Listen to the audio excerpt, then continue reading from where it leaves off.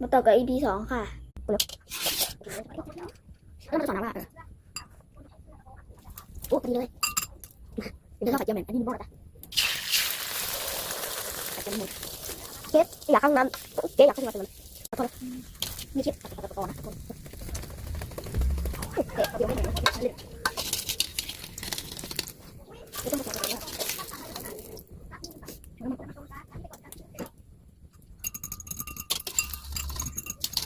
นี่ก็ได้เป็นปิดไป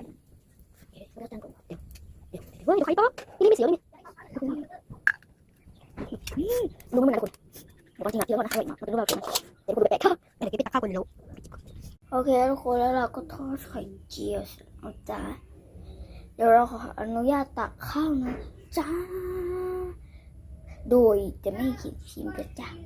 โอเคทุกคนเราก็จะตักเทียมนี่ทุกคนเราก็ไปอย่างเราไป